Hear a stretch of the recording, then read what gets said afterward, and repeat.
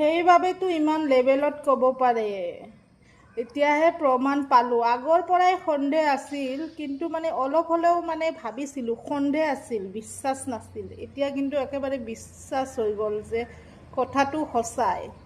তোমালোকে ভিডিঅ'টো इस वक्त हम लोग मौजूद हैं रोहतास जिला के स्ट्रांग रूम में। यहाँ पे पुलिस को पूरी तरह से गुंडागर्दी कर रही है, बुरे तरीके से लाठी चलाई जा रही है। यहाँ पे सारे प्रत्याशी, पहले तो ईवीएम के साथ खिलवाड़ होता है, उसके बाद सारे प्रत्याशियों पर, उनके समर्थकों पर लाठी चलाई जा रही है।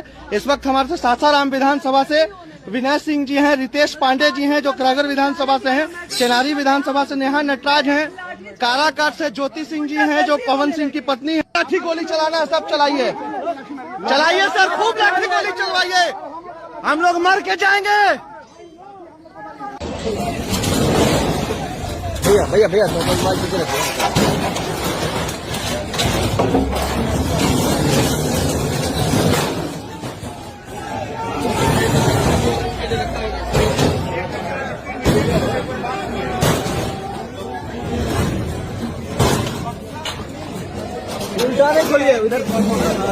মই নিশ্চিত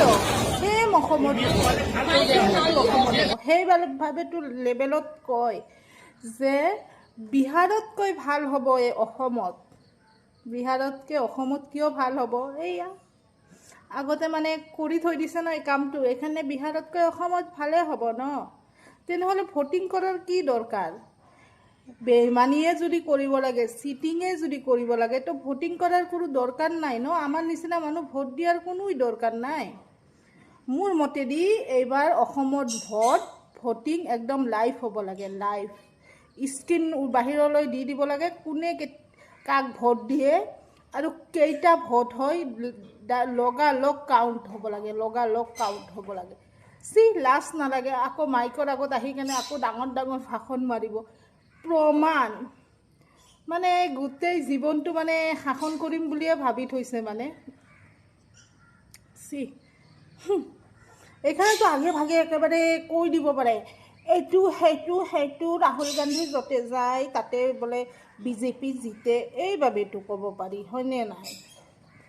জানো মোৰ এই ভিডিঅ'টো পাই কিছুমানে শ্বেয়াৰ কৰিব যেন মোক কোনোবাই ধৰি লৈ যায়, ফৰক নপৰে। মই সঁচা কথা কৈছোঁ, যিহেতু মই প্ৰমাণ পাইছোঁ, যিহেতু মই ভিডিঅ' পাইছোঁ, আৰু এইবোৰতো মিছা কথা নহয় নহয়।